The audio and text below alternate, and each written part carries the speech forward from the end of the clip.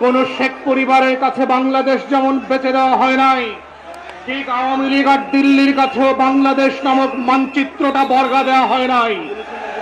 এবং এই বর্গা দেওয়া হয় নাই বলেই গত বছরের আগস্ট মাসে কোটি কোটি মানুষ সারা বাংলাদেশে প্রান্তে প্রান্তে রাস্তায় নেমে এসে ভারতকে, দিল্লিকে এবং আওয়ামী লীগকে পরিষ্কার করে বুঝিয়ে দিয়েছিল যে আমাদের পরিচয়, আমাদের সত্তা, আমাদের বেঁচে থাকার মূল মন্ত্রের, আমাদের আজাদির লড়াইয়ের শত শত বছরের ইতিহাস এবং ঐতিহ্য কোন দল এবং কোন দেশের কাছে যেভাবে বর্গা দেওয়া হয় নাই, আগামীতেও দেওয়া হবে না।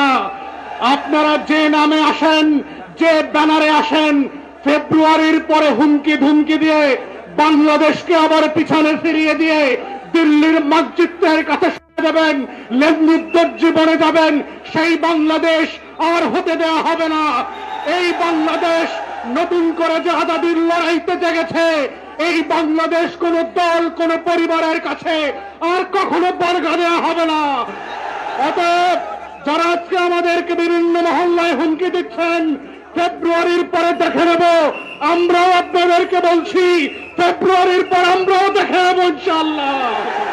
বাংলাদেশে গণতন্ত্রের প্রশ্নে, মানবাধিকারের প্রশ্নে, স্বাধীনতা আজাদির প্রশ্নে, গণ অভ্যুত্থানের প্রশ্নে, সার্বভৌমত্ব, জাতীয় স্বার্থের প্রশ্নে আমরা কখনো আপোষ করব না।